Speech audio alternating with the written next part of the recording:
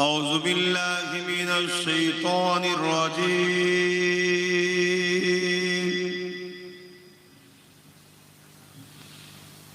بسم الله الرحمن الرحيم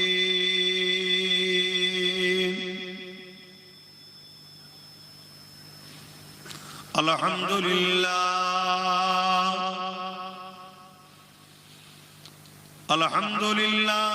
نحمده ونستعينه ونستغفره ونؤمن به ونتوكل عليه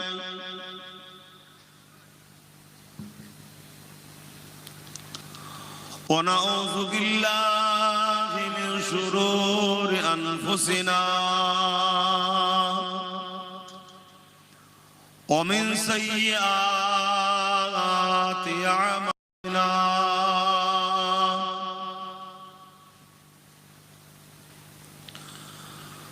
من يهدي الله فلا مضل له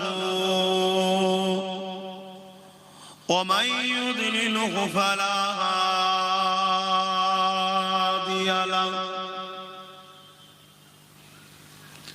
ونشهد أن لا إله إلا الله وحده لا شريك له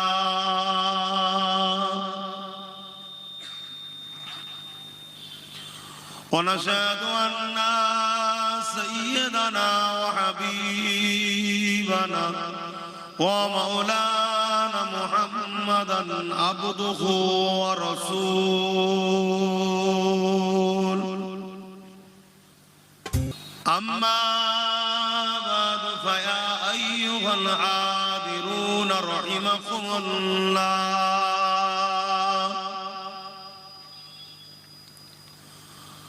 قال الله تعالى في كلام المجيد والفرقان الحميد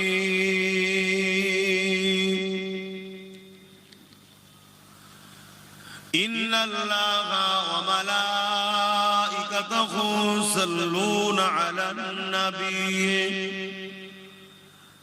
يا أيها الذين آمنوا صلوا عليه وسلموا تسليما اللهم صل على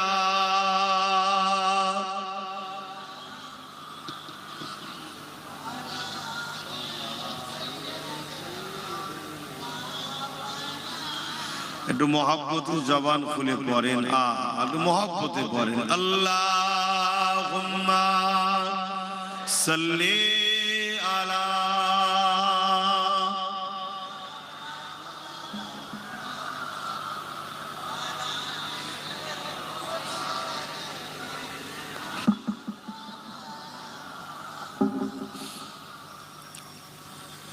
शादाग़े महशर में लब्बाई लब्बाई जहां उम्मतों ने पुकारा मुहम्मद हमें जानो दिल से प्यारा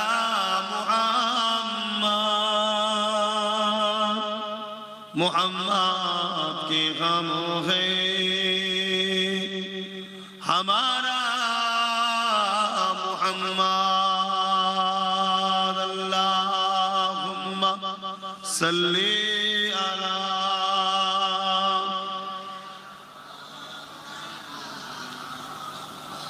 वला आली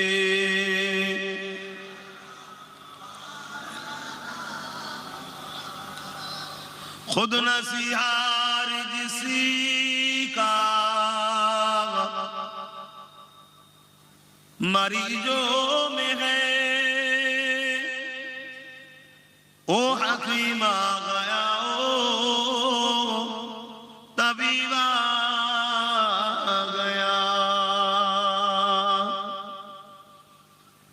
ऐ हलीमा तुझे और क्या चाहिए, तेरे घर में खुदा का हबीब आ गया। अल्लाहुम्मा सल्ली अला।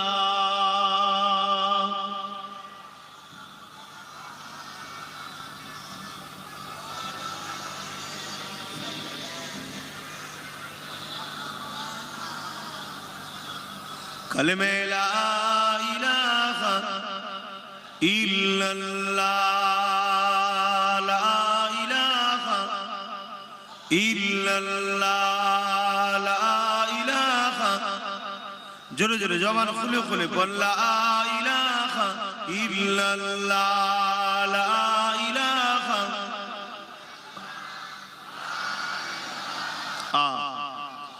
এখনো সুযোগ আছে, পড়ে নাও।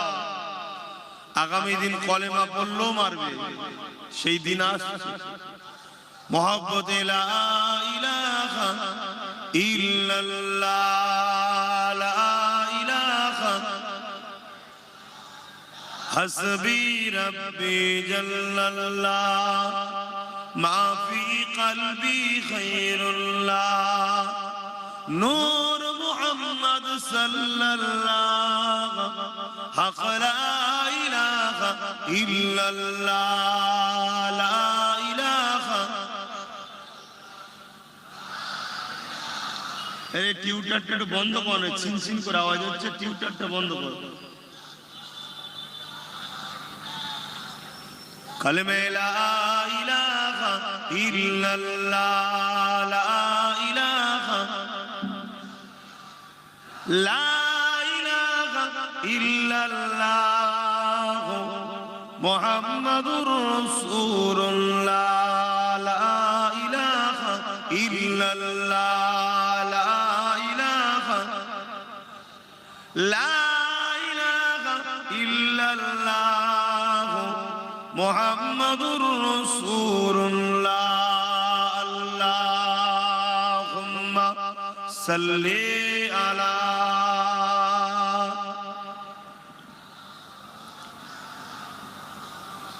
ওয়ালা আলি।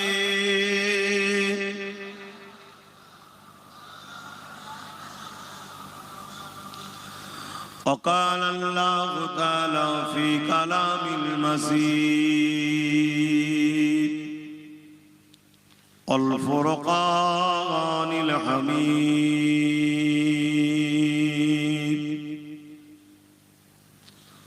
قل إن كنتم تحبون الله فاتبعوني يحببكم الله ويغفر لكم ذنوبكم والله غفور رحيم.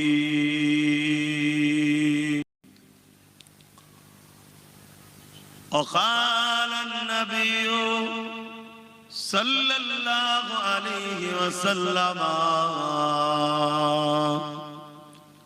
من أحب لله وأبغض لله وعطى لله ومنع لله فقد استكمل الإيمان. উপস্থিত হাজিরানে মজলিস, আমার আব্বা জানেরা, আমার নওজোয়ান তরুণেরা, যুবকেরা, ছোট ছোট বাচ্চারা, ওলামা হযরত, হাফেজে কোরআন, নামাজি, মুত্তাকি, পরহেজগার ইমাম সাহেব বলেরা, দূর দূরান্তে অবস্থিত পর্দা নিশিনা আমাদেরই সকলের আম্মা ও বোনেরা, আল্লাহ দরবারে শুকরিয়া। তাম পৃথিবীতে যেখানে অশান্তি, ফিতনা, জুলুম, রাহাজানি, খুন খারাপি, হিংসা, দাঙ্গা ভরে যাচ্ছে, এরকম একটা সময়ের মধ্যে দিয়েও আল্লাহ আমাদের দ্বারা একটা জান্নাতের বাগান করিয়ে নিচ্ছেন এবং সেই জান্নাতের বাগানে আল্লাহ আমাদের বসার তৌফিক দিয়েছেন। তাই সকলে একটু জবান খুলে বলি আলহামদুলিল্লাহ। আরো শুকরিয়া আদায় করি আল্লাহ পাকের দরবারে, যেখানে মানুষ কুসংস্কারে, অন্ধকারে, জিহালাতে, অসভ্যতায়, বর্বরতায় মানুষ হু করে চলে যাচ্ছে, আল্লাহ আমাদেরকে এখনো দ্বীন ইসলামের উপরে কায়েম মাকাম রেখেছে। তাই সকলে বলি আলহামদুলিল্লাহ। তবে দুঃখ এটা, প্রত্যেকের নিয়ে বড় সজাগ, প্রত্যেকের কল্যাণ ও ভালোর কথা ভাবে।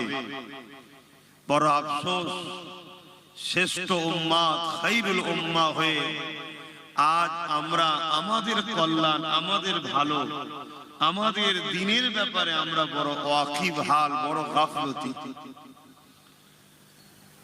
দুনিয়ার রং তামাশায় জড়িয়ে গিয়ে আমরা ইসলাম থেকে অনেক দূরে সরে যাচ্ছি। এই জায়গায় আমরা বড় গাফিল। আমাদের এই জায়গাতে বড় ওয়াকিব হাল, আমাদের বড় এ বিষয় থেকে দূরে সরে যাওয়ার, যে সরে যাচ্ছি এ নিয়ে আমাদের সচেতন বা চিন্তা ফিকির করা থেকে আমরা অনেকটা দূরে সরে গেছি। ব্যাপারটা ঠিক এরকমই, আমরা সহজে ইসলাম পেয়েছি, এজন্য আমাদের ইসলামের উপরে গুরুত্ব বড় কম।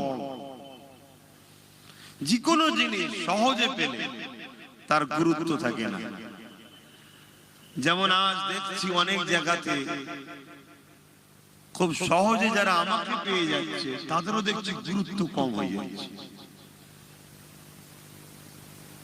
কিন্তু যারা অনেকদিন ইন্তজার করে পাচ্ছে, এটা বাস্তবের সাথে মিলিয়ে বলছি, অনেকদিন ইন্তজার করে যারা পাচ্ছে সেখানে দিয়ে দেখছি একটা আলাদা গুরুত্ব।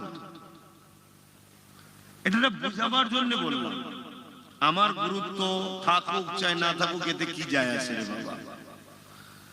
কিন্তু আমরা যদি ইসলামকে গুরুত্বহীন করে ফেলি, কোরআনকে গুরুত্বহীন করে ফেলি, আল্লাহ রাসূল, আল্লাহ থেকে আমাদের ইসলামের ব্যাপারে যে দায়িত্ব আছে সে থেকে যদি আমরা গুরুত্বহীন হয়ে যাই, এটা তো আমাদের দুনিয়া ও আখিরাতের ধ্বংসের কারণ হবে।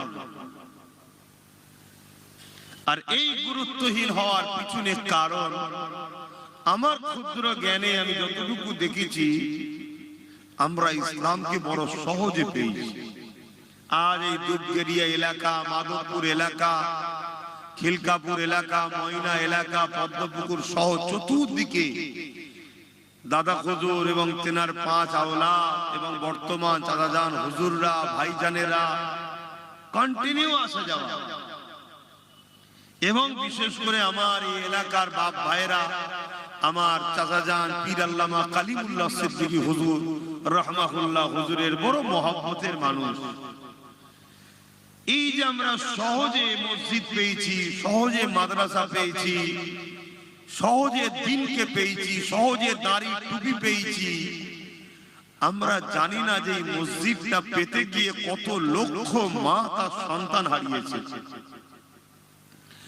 আমরা জানি না আজকে আমাদের মসজিদে যে আজান হয়, এই আজানটা ডুবগেরিয়া পর্যন্ত আসতে গিয়ে কত মা বিধবা হয়েছে, কত সন্তান এতিম হয়েছে।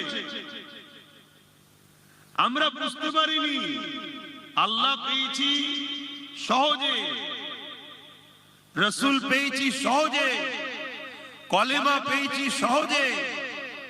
আমরা জানি না এগুলো পাওয়ার আগে কত পাহাড় ওভারটেক করে আসতে হয়েছে, কত তুফানের মোকাবেলা হয়েছে, কত সাগরকে পাড়ি দিতে হয়েছে, কত রকম ফেরাউন, নমরুদ, সাদ্দাদের বিরুদ্ধে লড়াই হয়েছে, কত লক্ষ কুইন্টাল রক্তে আল্লাহর জমিন লাল হয়েছে, নদীর রক্তে নদীর পানি লাল হয়েছে, কত বাচ্চা বাপ মা হারা হয়ে কেঁদেছে, তারপরে যে আমরা ইসলামটা পেয়েছি এটা ইতিহাস আমরা জানি না, আর জানার শখও করি না।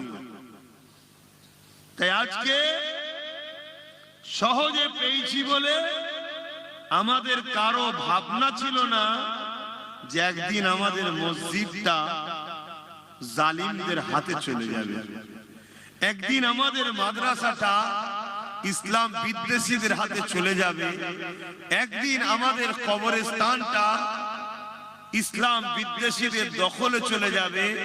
এটা আমরা ভাবিনি, কিন্তু আমি 8 বছর ধরে ভেবেছি, 8 বছর ধরে জাতিকে বুঝাচ্ছি।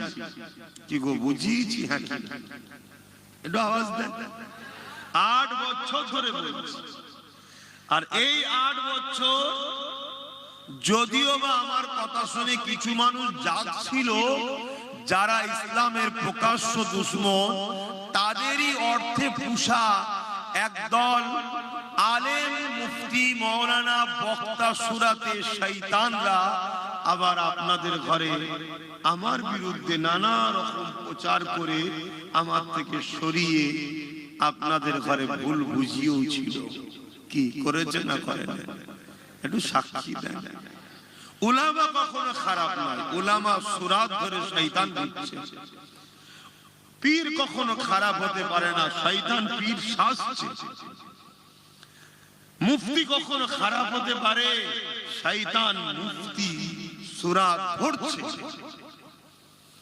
যারা ইসলাম বিদ্বেষীদের অর্থে আমাদেরকে বোকা বানিয়ে মুনাফিকি করে আমাদেরকে রাসূলের থেকে, আল্লাহর থেকে, ইসলামের দরদ থেকে অনেক দূরে সরিয়ে দিয়েছে। প্রকাশ্য দুশমনকে তো চিনা যায়, কি চেনা যায় না? বলুন, চিনা যায়। কিন্তু বন্ধু সেজে কেউ যদি দুশমনি করে, তাহলে মুফতি, মাওলানা, বক্তা সেজে যারা আমাদের সঙ্গে দুশমনি করেছে এদেরকে তো চিনা বড় মুশকিল। কিন্তু আল্লাহর কাছে তো আমাদেরকে জবাব দিতে হবে। আল্লাহ কি আমাদেরকে ছেড়ে দেবে নাকি? আল্লাহর কাছে জবাব দিতে হবে না যে বান্দা এই দিনের জন্য আমার পিয়ারা দোস্ত মোহাম্মদ আরবি সাল্লাল্লাহু আলাইহি ওয়াসাল্লামের বদরের ময়দানে দান্দা মোবারক শহীদ হয়েছে। এই দিনের জন্য আমার দোস্ত, আমার বন্ধু নবী মুহাম্মদ সাল্লাল্লাহু আলাইহি সাল্লামকে তায়েফের জমিনে রক্তাক্ত হয়ে জমিনে পড়ে থাকতে হয়েছে। এ আমার বান্দারা, এই দিনকে প্রতিষ্ঠিত করতে গিয়ে আমার প্যারা দোস্ত মুহাম্মদ সাল্লাল্লাহু আলাইহি ওয়াসাল্লামের পেটে পাথর বাঁধতে হয়েছে। নিজের মাতৃভূমি ছেড়ে দিয়ে ইয়াসরিব মদিনাতে চলে যেতে হয়েছে। এই দিনের জন্য আমার প্যারা দোস্ত নবী মুহাম্মদ সাল্লাল্লাহু আলাইহি ওয়াসাল্লামের উপরে পচা দুম্বার ভুঁড়ি চাপিয়ে দিয়ে নিঃশ্বাস নিতে পারে না আমার দোস্ত, এত কষ্ট দেওয়া হয়েছে। তোরা আমার নবীর প্রেমিক দাবি করতিস, উম্মতে মুহাম্মাদি দাবি করতিস, তোরা একবারও ভাবিসনি মসজিদের সুরক্ষা কি, মাদ্রাসা সুরক্ষা কি, আল্লাহ নবীর দেওয়া ইসলামের নিরাপত্তা কিভাবে হবে, আল্লাহ দেওয়া জীবন ব্যবস্থা কিভাবে আমরা রক্ষা করব, কোরআনের উপরে কোন রকম আঁচ যাতে না আসে এর জন্য আমাদের কি করা দরকার একবারও কি তোরা ভেবেছিস? এটা জিজ্ঞেস করবে মনে হচ্ছে তো না বেকার বকছে? কি গো জিজ্ঞেস করবে মনে হচ্ছে না বেকার বকছে? হায় হায়, আমি আবার বলে যাচ্ছি, ঠুকে বলে যাচ্ছি, কোন মায়ের লাল জন্ম হয়নি ভারত থেকে ইসলামকে মিটাতে পারবে। এটা আমি বুক ঠুকে বলে যাচ্ছি। কোন মা এমন সন্তান পয়দা করতে পারেনি যে ইসলামকে মিটিয়ে দিতে পারবে। এটা আমি বুক ঠুকে বলে যাচ্ছি। কিন্তু আমাদের উপরে আযাব আসবে কেন? আমরা যার সাহায্যে যুগে যুগে বেঁচে আছি, যার দয়াতে যুগে যুগে আমরা কামিয়াবি হয়েছি, যার দয়াতে যুগে যুগে আমরা বিজয় লাভ করেছি, সেই আল্লাহর দ্বীনের জন্য আমরা কি করেছি? তার মসজিদ, তার মাদ্রাসা, তার কোরআন, তার দ্বীন, তার রাসূল এর জন্য আমরা কি করেছি? আমার অনেক আব্বা আছে, মা আছে, ভাববেন বাবাজি আমি তো নামাজ পড়েছি। নামাজ তো ইমামে হোসাইন পাকও পড়েছে, কিন্তু এই দিনের জন্য নবীর পিয়ারা হোসাইনকে আল্লাহ রসুল কারবালায় শহীদ পর্যন্ত করিয়েছে। আজকে সেই দিন আমরা দায়িত্ব পেয়েছিলাম, এদের হাতে তুলে দিয়ে যেতে পারছি তো? এই বাচ্চাগুলোর হাতে দিয়ে যেতে পারবো তো? আমরা কি সেই নিরাপত্তাদের কাছে দিয়ে যেতে পারবো যে নিরাপত্তায় আমার দাদুরা আমাদের কাছে দিয়ে গেছে? আমার কথা বুঝছেন তো আপনারা? কষ্ট নিচ্ছেন কেউ? একটু দুঃখের কথা বলছি, কত কষ্ট করেছে এই দিনে। আল্লাহ নবী সাহাবা হুজুরদের উপরে কত জুলুম হয়েছে, শুধুমাত্র এই দিনকে জমিনের উপরে বাস্তবায়ন করার জন্য। এই দিন অর্থাৎ ইসলাম, ইসলাম অর্থাৎ একত্ববাদ, ইসলাম অর্থাৎ রিসালাত, ইসলাম অর্থাৎ নারীর অধিকার, ইসলাম অর্থাৎ মা বাপের সম্মান, ইসলাম অর্থাৎ এতিমের অধিকার, ইসলাম অর্থাৎ গরিবের অধিকার, ইসলাম অর্থাৎ মানবতা, ইসলাম অর্থাৎ মনুষ্যত্ব, ইসলাম অর্থাৎ ক্ষুধার্তকে খানা খাওয়ানো, ইসলাম অর্থাৎ এমন জীবন ব্যবস্থা, সমাজ ব্যবস্থা যেখানে কোনো জুলুম অত্যাচার হবে না, যেখানে দুর্নীতি থাকবে না, যেখানে অত্যাচার থাকবে না, যেখানে রেপ থাকবে না, যেখানে খুন থাকবে না, যেখানে মানুষের মধ্যে মানব বন্ধনে থাকবে। এই যুবকেরা এই দিন ইসলামের জন্য, এই সমাজ করার জন্য আল্লাহ নবীর সাহাবাদের উপরে কম জুলুম হয়নি গো। আমার নবীর সাহাবাদেরকে মক্কা জালিমরা মরুভূমির উপরে চিৎ করে শুইয়ে দিয়ে তাদের বুকের উপরে ভারী পাথর পর্যন্ত চাপিয়ে দিয়েছে, দিয়ে তাদেরকে বলা হয়েছে ইনসাফ ছেড়ে দাও, ইনসানিয়াত ছেড়ে দাও, ন্যায় মানবতা ছেড়ে দাও, এক পথে আল্লাহ ও রাসূলকে ছেড়ে দাও। সাহাবা হুজুররা এই অবস্থায় অনেকে শহীদ হয়ে গেছে, তথাপি আল্লাহ ও রাসূলের দিন ছাড়েনি।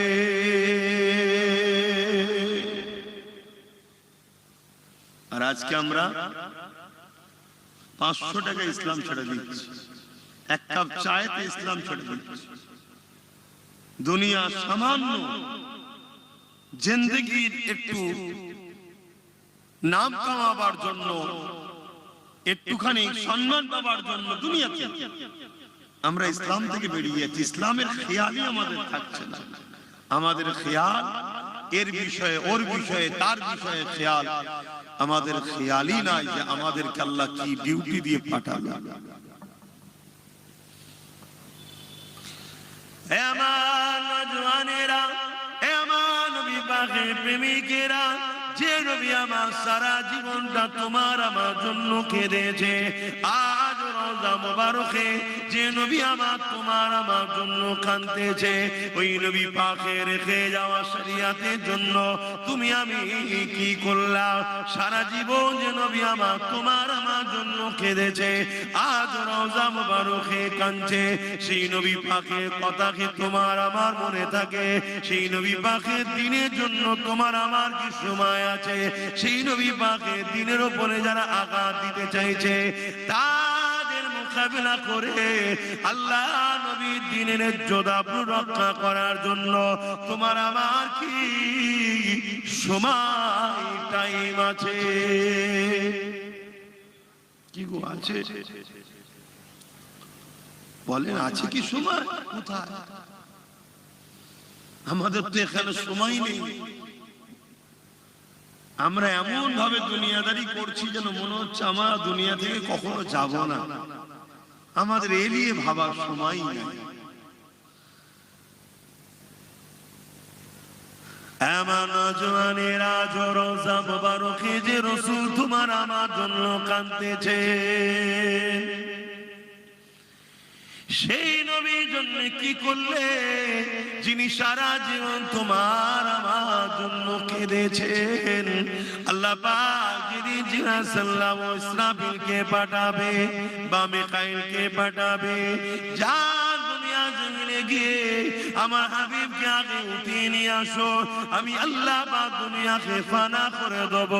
আগে আমার হাবিবকে যে উঠিয়ে নিয়ে আসো, হযরতে জিবরাইল আলাইহিস সালাম, হযরতে মিকাইল আলাইহিস সালাম এই দুনিয়া জমিনে চলে আসবে, তামাম পৃথিবীটাকে তন্ন তন্ন করে খুঁজবে। আমার নবী পাক কোথায় খুঁজে পাবে না। এই সময় জমিন থেকে আওয়াজ দিয়ে বলতে লাগবে, ও রাব্বি আল্লাহ পাক, আপনার হাবিব কোথায়? আমি জিবরাইল খুঁজে পাচ্ছি না। কেন, যে ঘর তুমি আমি বানিয়েছি এ ঘর জমিনে থাকবে না। যে স্বপ্ন নিয়ে তুমি আমি সব কিছু করলাম, আল্লাহ পাক কুল্লু মান আলাইহা ফান, সব কিছুই ফানা করে দেবে। এই জমিনে কোথায় আমার রাসূলুল্লাহ রয়েছে, জিবরাইল সাল্লাল্লাহু খুঁজে পাবে না। আওয়াজ দিয়ে বলতে লাগবে, আল্লাহ আপনার হাবিব কোথায়? আমি জিবরাইল খুঁজে পাচ্ছি না।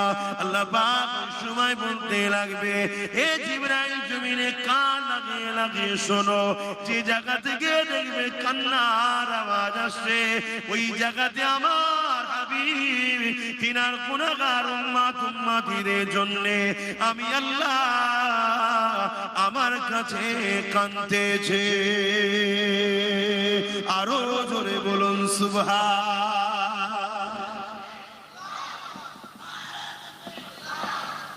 যে নবী সারা জীবন আমাদের জন্য কাঁদলো, যে নবীকে ভালোবাসা আমাদের জন্য শর্ত ঈমান, আমাদেরকে ভালোবাসা নবীর জন্য শর্ত নয়। নবী যদি আমাদেরকে না ভালোবাসা, নবীর ঈমান থাকবে নাকি? নাউযুবিল্লাহ মিন জাল্লা হাওলা ওয়ালা কুওয়াতা ইল্লা বিল্লাহ। নবী তো ঈমান, তিনাকে মহব্বত করাটাই তো আমাদের ঈমান। অথচ তিনি সর্বসময় আমাদের জন্য কেঁদেছে, আজও কাঁদছে। আমরা কি কখনো সেই নবীর জন্য সময় দিতে পেরেছি? ভাবে দেখুন, আমাকে এনেছেন, আপনারা এসে বসেছেন, আমার ডিউটি আপনাকে বোঝানো। আপনি নেবেন কি নেবেন না এটা আপনার ব্যাপার। আপনার সঙ্গে যিনি বুঝে নেবেন তিনি হলেন আল্লাহ। কথা বুঝে আসছে? এটা আপনার ডিউটি, আমার। দেখুন, আজ আপনারা এতগুলো মানুষ এসে ঠেলে ঠেলে বসে গেলেন, কিন্তু যারা দাঁড়িয়ে থাকার প্রথম থেকেই দাঁড়িয়ে আছে, ওদের নবীর মাহফিলে একটু বসারও সময় নেই। দেখুন, মজলিস আল্লাহ করে ভরে গেছে, ঠেলে ঠেলে লোক ঢুকে পড়ছে, কিন্তু ওরা দেখুন দাঁড়িয়ে রয়ে গেল। একবারও ভাবছে না এই জিনিসটাই যদি কিয়ামতের দিন হয়। কিছু বুঝলেন? এটা জান্নাতের বাগান তো। এটাই যদি হয়ে যায় কিয়ামতের দিন, যারা ঢোকা ঠেলে ঠেলে ঢুকে গেল, যারা ঢোকার নাই রয়ে গেল। আমার কথাটাকে হাসি ছলে মিললে হবে না আব্বা, না আপনি ওখানে উপরে গিয়ে বসে। কথা বুঝে আসছে না? না, আমার তো ডিউটি আপনাদেরকে বুঝানো। যদি আমার কথা বুঝে দুটো ছেলে জড়ো হয়, আহা, তবুও কমসে কম নবীর মাহফিলটাই তো এসেছে, একটু তো শুনছে। দেরি হলেও তো ভাবছে, দেরি হলেও তো বুঝছে বা পরিবর্তন হতে চাইছে। কেন? আমার আল্লাহ তিনি শাইউল কাদির, সর্বশক্তিমান। হ্যাঁ, আমাদের পরীক্ষা শুরু হয়েছে। আল্লাহ আমাদেরকে পরীক্ষা নিচ্ছে। তিনি তিনার দিনের হিফাজত করবেন। আমরা কি করি এ পরীক্ষা আল্লাহ লিখছে।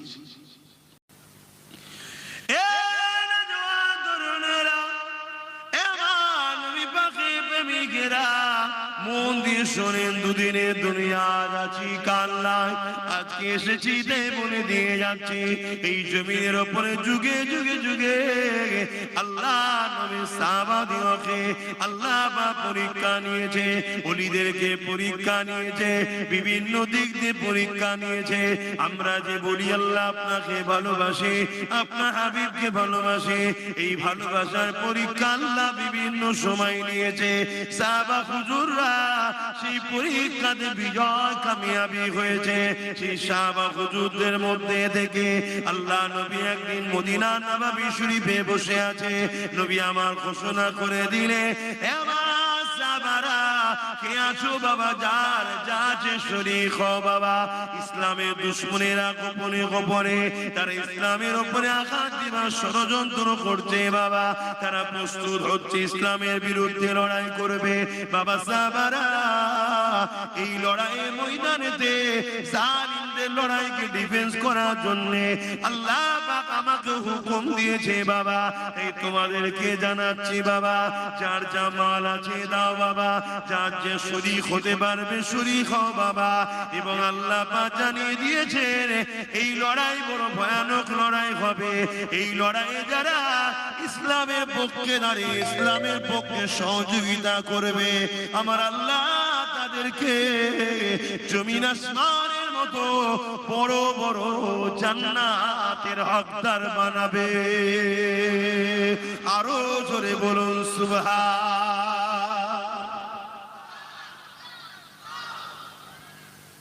আজকেও ইসলাম বিদ্বেষীরা তৈরি হচ্ছে না, হয় কথা বলে, আমাদের কি খবর?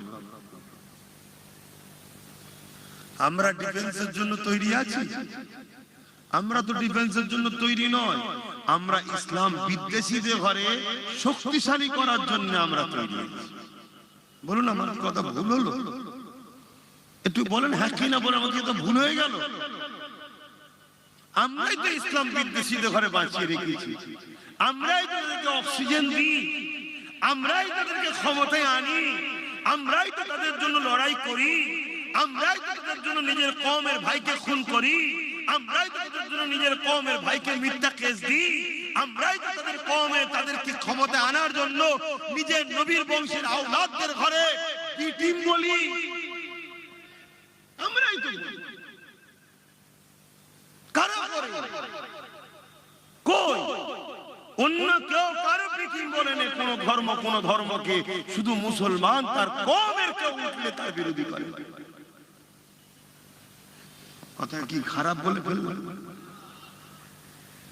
কারণ এটা এমন একটা জায়গা, এখানে অনেক হুজুরের আসা যাওয়া, এই জন্য একটু বারবার জিজ্ঞেস করছি। এখানে অনেক হুজুরের আসা যাওয়া, এই জন্য একটু বারবার জিজ্ঞেস করছি। ভালোবাসা যেখানে যত বেশি হয় সেখানে আবার ভালোবাসা নষ্ট খুব ছোট জিনিসই হয়ে যায়, তাই তো নাকি? প্রেমটা যত গভীর হয় সেখানে আবার খুব ছোট, এতেই প্রেম আবার নষ্ট হয়ে যায়।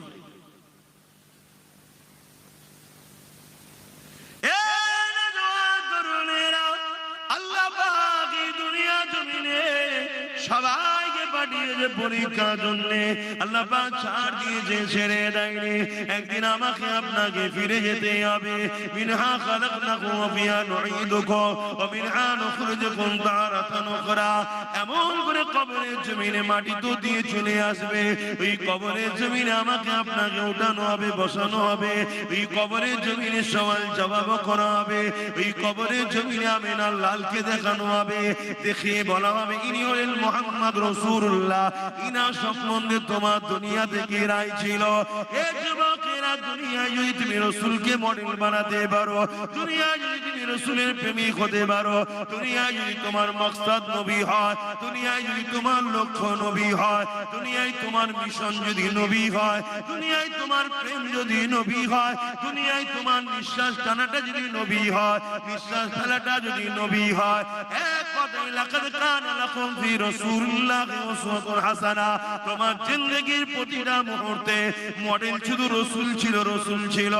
এ যুবক ভাইরা, তোমার ধর্মনীতিতে নবী, তোমার সমাজনীতিতে নবী, তোমার অর্থনীতিতে নবী, তোমার রাজনীতিতে নবী, তোমার এডুকেশন নীতিতে নবী, তোমার সংসার নীতিতে নবী, তোমার রাষ্ট্র জীবনে নবী। এক কথায় সব ক্ষেত্রে তুমি নবীকে যদি মডেল বানিয়ে থাকতে পারো, তাহলে চিন্তা করো না গো তুমি কি জবাব দেবে। তোমার কামলিওয়ালা, আমিনাওয়ালা, নূরওয়ালা নবী আমার নিজেই সাক্ষী দিয়ে দেবে, এ ফেরেশতা রে, একে আর কষ্ট দিস না, ডিস্টার্ব করিস না। আমি রাসূলুল্লাহ বলে দিই, এ আমার গোলাম ছিল।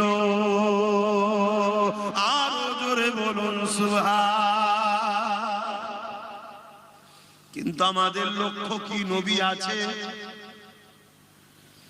ধর্মনীতিতে নবী যদিও থাকে মসজিদ মাদ্রাসায়, বাকি কোন জায়গায় আছে? শুধু জি বলে দিলে হবে না তো, বাস্তবটা বল। মসজিদ মাদ্রাসায় ছাড়া নবী আছে? সংসার জীবনে নবী নেই, অর্থনীতিতে নবী নেই, বিজনেস জীবনে নবী নেই। আমরা মাল দিয়ে মানুষকে ঠকায় অনেকে, আছে না? না, নবী যে থাকবে সে ঠকাতে পারবে? যে না, আমার নবী বলে যে কাউকে ধোঁকা দিও না। এই যে বিজনেসটা করছে ও হলো নবী অনুসরণ করে মডেল বানিয়ে। মালে কিছু দু নম্বর মিলাও না, এগুলো ভালো কাজ না খারাপ কথা বলে? তা যদি এটা আইন করে করা হয়, কেউ যদি মালে মিলায় তার কারবারকে সিল করে দেওয়া হবে, এটা ভালো না খারাপ? জোরে বলে। এটা কি হুজুরের কাজ? এটা কি আমার কাজ? এটা আমার, এটা শাসকের কাজ। আর শাসকই যদি দু নম্বর মাল বিক্রি করে, তাহলে সেখানে কি হবে? সেখানে হবে ওই শাসককে সাপোর্ট করা কখনো উম্মতে মুহাম্মাদির কাজ হবে না। কথা কিছু মাথায় ঢুকছে? এবার এই কথাটা যখনই বলবো উম্মতে মুহাম্মাদি, আবার বলবো হুজুর এতক্ষণ পর্যন্ত তো ঠিক ছিল, আপনি হুজুর মানুষ, হুজুর হয়ে থাকেন না, এদিকে কেন আসছেন? অন্যায় দেখে যদি কেউ চুপ থাকে, কিয়ামতের দিন আল্লাহ থেকে বুবা শয়তান করে তুলবে, এবং জালিমের থেকেও শাস্তি বেশি হবে যে জুলুম দেখে চুপ ছিল। শুনছেন তো? আর ইসলাম যুগে যুগে লড়াই করেছে জুলুমের বিরুদ্ধে, জালিমের বিরুদ্ধে। তবে একটা লোককে আমি দেখতে পাচ্ছি, সেই লোকটা কই? এই জলসায় এসে একবার আমার সঙ্গে দাঁড়িয়ে কথা বলছিল, মনে পড়ছে না? সেই লোকটা কই? এই গ্রামেই বাড়ি। যাক, সুস্থ ভালো আছে তো? আল্লাহ ভালো রাখে। মনে পড়ছে কি বলেছিল?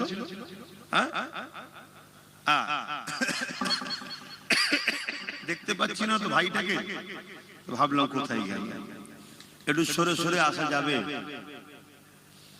এই যে এত সুন্দর ভাবে আজকে এই যে বসছেন, একটু শোনেন, কথাটা শোনেন। এই যে এত লোক ভিড় করে বসছেন, এটা ইসলামের শুধু উপকার না আপনাদের? জোরে বলে। আমি সবাইকে দিই, এটা ইসলামের শুধু উপকার না আপনাদেরও, আপনাদেরও উপকার। একটা গুনাহ মাফ হবে। দ্বিতীয় নম্বর, এই যে আপনারা ইসলাম মুখী হচ্ছেন, আলোচনা মুখী হচ্ছে, এটা কিন্তু আচ্ছা আচ্ছা ফেরাউনদের রাতের ঘুম হারাম করবে। কেন? আপনারা আল্লাহ ও রাসূলের সঙ্গে জুড়ে গেলেই জালিমরা জানে আমরা ধ্বংস হয়ে যাব। যতক্ষণ আপনারা আল্লাহ ও রাসূল থেকে দূরে থাকবে, ততক্ষণ এই সমাজে জালিমদের দাদাগিরি চলে। যেদিন আপনারা আল্লাহ ও রাসূলের সঙ্গে জুড়ে যাবে, অর্থাৎ আল্লাহ ও রাসূলের দিকে যাবে, কোরআন সুন্নাহ নবীর সুন্নাতে জীবন করবে, রাসূলকে মডেল হিসেবে বানিয়ে চলবে, তখন অটোমেটিক আচ্ছা আচ্ছা জালিম অত্যাচারী এমনি এমনি টেনশনে হার্ট অ্যাটাক করেও মারা যাবে। শুনছেন তো নাকি? হ্যাঁ, আমি গল্প বলছি না, আমি ইতিহাস বলছি। এই পৃথিবী একটাই জিনিস চাই, শুধু তোমাদের ঘরে আল্লাহ রাসূলের থেকে দূরে রাখা। তাতে টাকা লাগে টাকা দাও, গান লাগে গান দাও, মদ লাগে মদ দাও, জুয়া লাগে জুয়া দাও, লটারি লাগে লটারি দাও, গাড়ি লাগে গাড়ি দাও, বাড়ি লাগে বাড়ি দাও, যদি নিজের ঘরে মেয়েটাও দিতে লাগে দাও দাও। ভাষাটা খারাপ লাগবে না? হাকিকত আপনারা তো পড়েন না ইতিহাস, সমস্যা এইটা। হ্যাম্পারের ডায়েরি বলে একটা ডায়েরি আছে, হ্যাম্পারের ডায়েরি পড়বেন, ন্যাশনাল লাইব্রেরি থেকে নিয়ে আসবেন বা অনেক দোকানে পাওয়া যায়। হ্যাম্পারের ডায়েরি বলে একটা ডায়েরি আছে, কিভাবে মুসলিম সমাজকে টুকরো করা শুরু করেছিল, কবে থেকে, কিভাবে। এর আগে পর্যন্ত মুসলমান তো টুকরো ছিল না, না শিয়া ছিল না সুন্নি ছিল না, এই ছিল না ওই ছিল না, এই ছিল না ওই। কথা বুঝে আসছে তো নাকি? এই যে টুকরো টুকরো হলো কি করে? হ্যাঁ, সুন্নি অর্থাৎ যারা আহলে সুন্নাত ওয়াল জামাতের বলা হয় তাদেরকে, হ্যাঁ ছিল তারা, ভুল মানে নেবেন না। মানে এই যে আহলে সুন্নাত ওয়াল জামাত থেকে যে টুকরো টুকরো টুকরো টুকরো হয়ে বেরিয়ে বেরিয়ে বেরিয়ে বেরিয়ে বহুত দল হয়েছে, এগুলো যে কিভাবে হয়েছে এই ইতিহাস আপনারা পড়েন। তাহলে আমি যখন এই কথা বলবো যে এরা প্রয়োজন হলে ঘরের মেয়েকে পর্যন্ত দিয়ে দিতে রাজি, কিন্তু এ জাত যেন রসুলের দিকে না থাকে, নবী থেকে সরায় যাচ্ছে। কারণ এ জাত যদি রসুলের সঙ্গে জুড়ে যায়, এ জাত তো একটা একটা সালাউদ্দিন আইবি তৈরি হবে। জোরে বলুন সুবহানাল্লাহ। আর একটা একটা সালাউদ্দিন আইবি যুগে যুগে যুগে যুগে পৃথিবীর জালিমদের বুকের কম্পন তৈরি করে তাদেরকে জাহান্নামে পৌঁছে দিয়েছে। কিন্তু আমার কম, আপনারা এই যে ভিড় করছেন, এই ভিড়টা তো কতটা ফায়দা হচ্ছে জানেন না।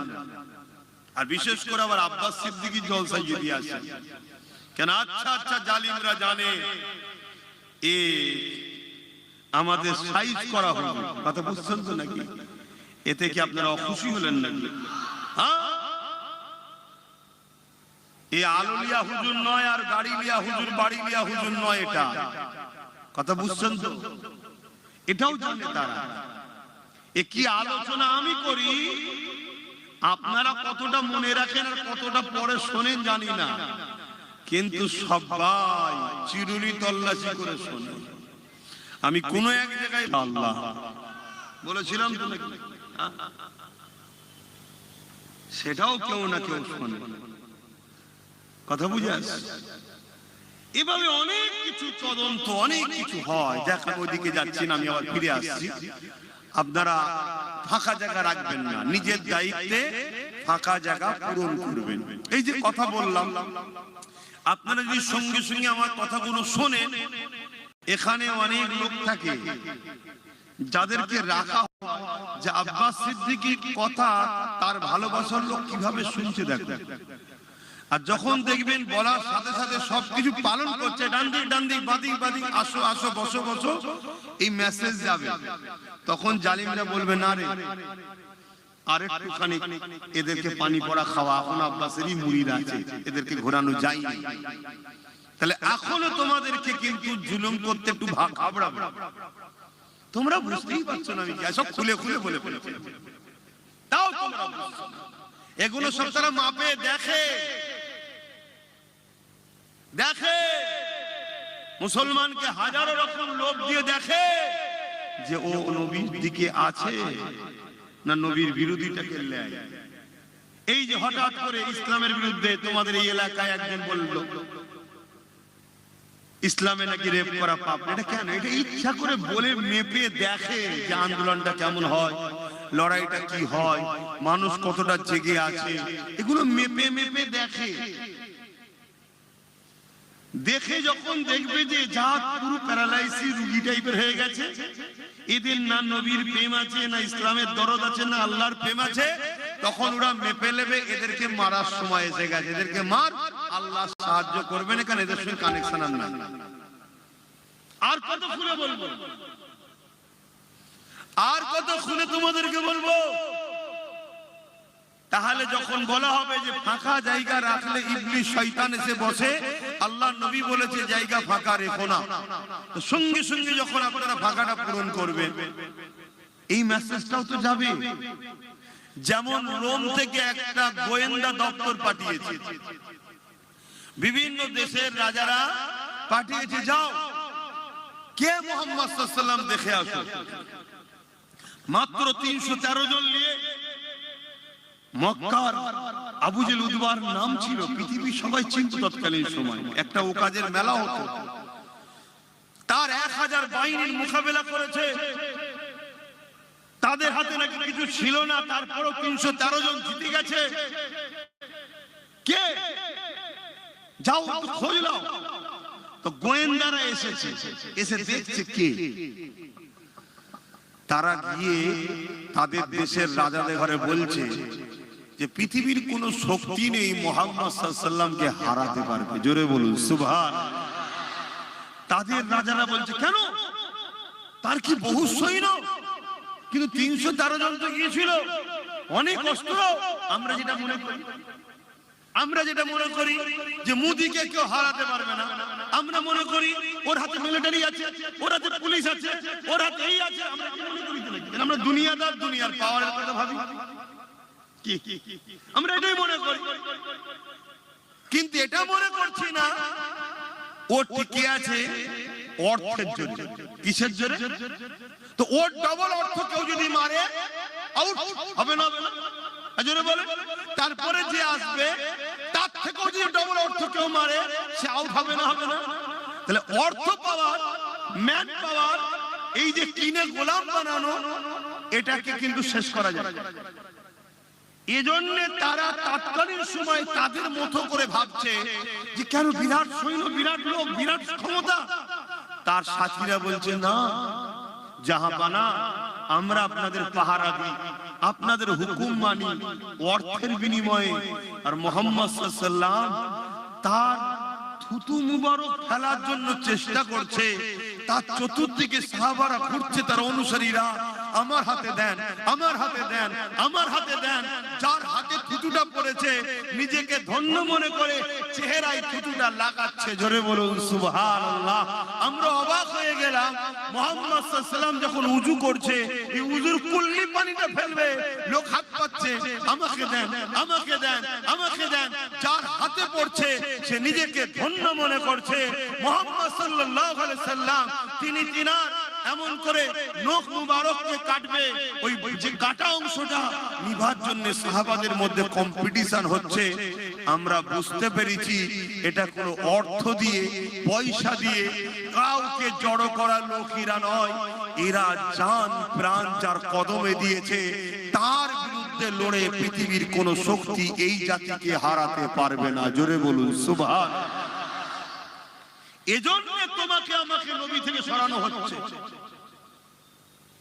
তোমার আমার দিলে যখন নবীর ওই প্রেমটা থাকবে যে প্রেমটা সাহাবাদের ছিল, পৃথিবীর কোন শক্তি তোমাকে আমাকে মিটাতে পারবে না।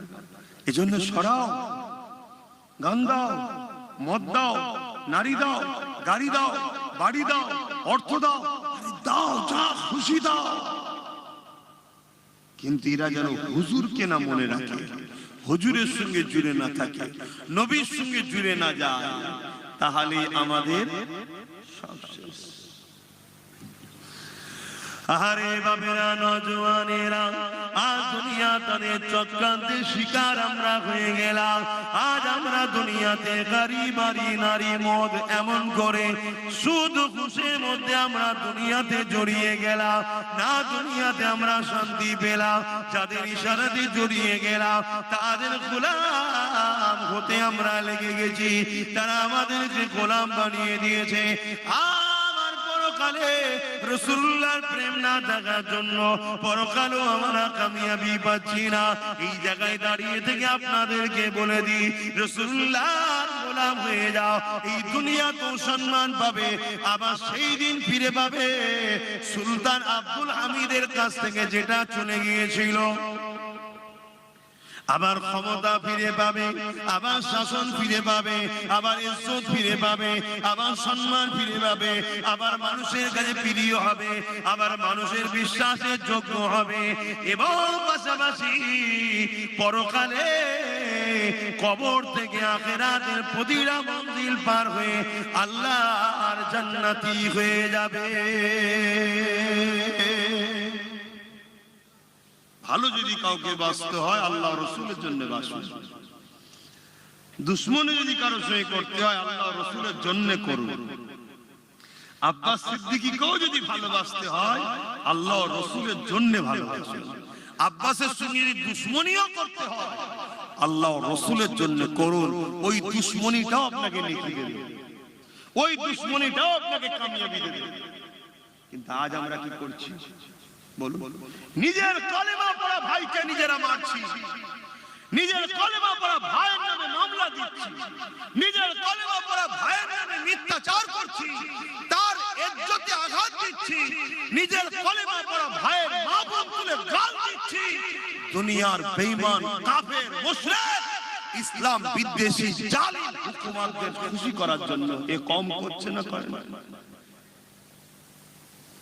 এজন্য আজ আল্লাহ তাদের হাতেই আমাদেরকে মিটাবে। সূরা বাকারাতে আল্লাহ বলছে যাদেরকে আমরা আল্লাহ রসুলের থেকে বেশি প্রাধান্য দিই, যদি আল্লাহ রসুলের থেকে এদেরকে বেশি প্রাধান্য না দিতাম, আল্লাহ রসুল বলছে তোমরা যদি কোনো মুসলমানকে ঘৃণা করো জান্নাত যাওয়া তো দূরের কথা, জান্নাতের খুশবু পর্যন্ত পাবে না। তাহলে তুমি যদি আল্লাহ রসুলকে প্রাধান্য দিতে এই কথাটা মেনে কোন মুসলমানের উপরে মিথ্যাচার করতে পারতে? কথা বলো, মিথ্যাচার করতে পারতে? আপনারা নিশ্চয়ই দেখছেন আজকে কি হচ্ছে। এই রিসেন্ট নবী বংশের আওলাদ আমার ভাই কলিকাতায় রাজপথে নেবে ওয়াকফ অফিসে ডেপুটেশন দিয়ে রাজ্য সরকারের দ্বিচারিতার বিরুদ্ধে কথা বলেছে, আন্দোলন করছে। কোন এক নামধারী মুনাফিক মুশরিক এই আরেক জাহান্নামের কুকুর বেরিয়েছে, সে বলছে আমার ভাইয়ের সম্বন্ধে নওশাদ নাকি বিজেপির এজেন্ট। বলছে না বলে তুই মুনাফিক মুসলমান, তুই তো এমনি মুশরিক, কারণ তোর কাজ কামের মধ্যে শিরক আছে না? না। তারপরে তুই তো বলেছিলি ইসলাম ধর্মে আতঙ্কবাদ নাকি অশান্তি, বলেছিল না? বলেছিল। তো ইসলাম ধর্মে যে বলে আতঙ্কবাদ অশান্তি, সেই ইসলাম থাকতে পারে? তাহলে বলেন এই সব যদি গাদ্দার বেঈমান মুশরিকগুলো মুসলমান সেজে মুসলমানদের রহনুমা হয়ে মুসলমানদের নেতৃত্ব দিবার যদি জায়গায় বসে থাকে, তাহলে এ জাতিকে ধ্বংস হতে তো হবে, এ জাতির মসজিদ তো দখল হবে, এ জাতির তো কবরস্থান মাদ্রাসা খানকা দখল হবে। আমাদেরকে ভাবা দরকার ছিল যে আমাদের ভাগটা কই। আমরা যে 30% কি যাই হোক পার্সেন্ট আছি, আমাদেরটা কই? আমাদের তো আমরা যদি আওয়াজ তুলতাম তাহলে কিন্তু আজকে এই জিনিস হতো না। আর যদিও বা আওয়াজ তুলতে যাবেন তার আগে জীবনকে বসিয়ে রেখেছে সব এই কোয়ালিটি। দেখুন এই কোয়ালিটি নেই, কোয়ালিটি নেই। এই আমার কথা শুনছেন তো আপনারা? অসুবিধা হচ্ছে? তাহলে সারা দেন এই কোয়ালিটির হ্যাঁ কি না? এদের মধ্যে শিরকের কাজ আছে না? নাই। এরা ইসলামের বিরুদ্ধে না? বিরুদ্ধে না। তাহলে যারা শিরকের মধ্যে জড়িয়ে ইসলামের বিরোধী করে তার নামটা হাকিম হতে পারে, তার নামটা কিছু মোল্লা হতে পারে, মূলত তারা মুসলিম ঘরের হতে পারে না। হয় অবৈধ সন্তান, না ইসলামের ঘরে জন্ম, ইসলাম থেকে বেরিয়ে গেছে, দ্বিতীয় কিছু হতে পারে না। তাহলে এদের বিরুদ্ধে আমাদেরকে সজাগ হওয়া দরকার আছে না? আল্লাহ নবী বলেছেন আমার বড় ভয় হয় আমার উম্মতের ক্ষতি প্রকাশ্য দুশমনেরা করতে পারবে না, আমার উম্মতের ক্ষতি মুসলিম সূরাতে মুনাফিকরা করবে। এরা মুসলিম সূরাতে, কিন্তু এরা মুনাফিক, এরা মুনাফিক, এরা সবথেকে নিকৃষ্ট জাহান্নামে যাবে। আমি বলিনি, কোরআন বলছে। শুনছেন? আর একজন নবী বংশের আওলাদ সে কেস করছে মসজিদকে বাঁচাবার জন্য, সে লড়াই করছে মসজিদকে বাঁচাবার জন্য। তুই যদি সত্যি হালালি হোস বা মুমিন মুসলমান হোস, তাহলে তোর তো সেই দিন বলা দরকার ছিল যে আমরা লড়াই করব, আমরা সবকিছু করব। আর আপনি আমাদেরকে বলছেন দিল্লি গিয়ে আন্দোলন করতে। এ বেঈমান, এ হারামখোরের বলার ক্ষমতা ছিল? এ হারামখোর তো বলেছিল দিল্লি যেতে, এ বলেছে না বলে রে, আওয়াজ দিয়ে বলেন বলেছে না বলে রে, যারা আমাদেরকে দিল্লি দেখায় আগামীতে তাদেরকে আমরা দিল্লি নয় একেবারে জনমের মতো সমাজ থেকে বিতাড়িত করব। এই কথাই কারা একমত একটু হাত তুলে সাক্ষী দেন। আল্লাহর ঘরের জন্য হাত তুলে, মসজিদ মাদ্রাসার জন্য এই হাত সত্য তো নাকি? দিল্লি যারা দেখিয়েছে তাদেরকে আমরা শুধু দিল্লি নয় আমাদের সমাজ থেকে জনমের মতো বিতাড়িত করব ইনশাআল্লাহ, ইনশাআল্লাহ।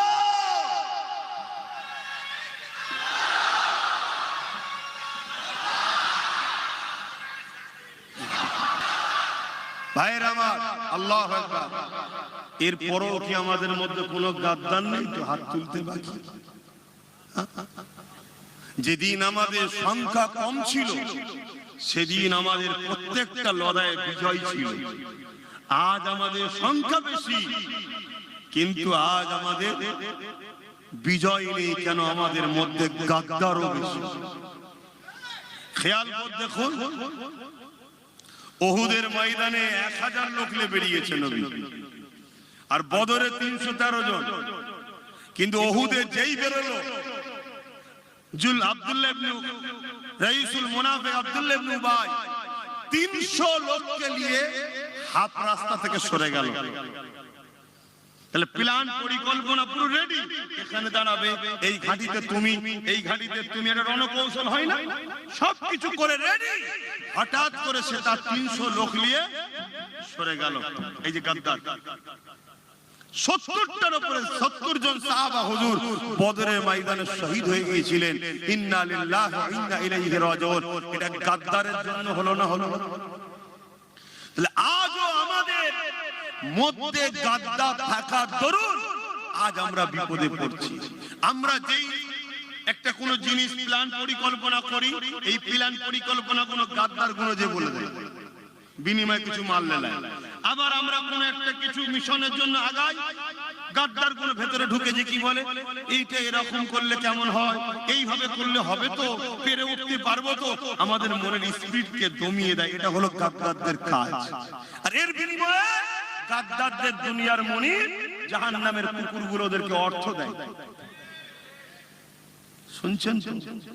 অতএব ততক্ষণ পর্যন্ত তোমরা বিজয় পাবে না। আজ নবী বংশের আওলাদ সিদ্দিক আকবরের খুন এই জমিনে ডুবজরিয়ায় বসে বলে যাচ্ছি, রেকর্ড হচ্ছে, পৃথিবীতে ছড়িয়ে যাচ্ছে। ততক্ষণ পর্যন্ত তোমরা বিজয় পাবে না। আর যদিও বিজয় পাও, দুদিন পরে তোমাদের হাত থেকে ফসকে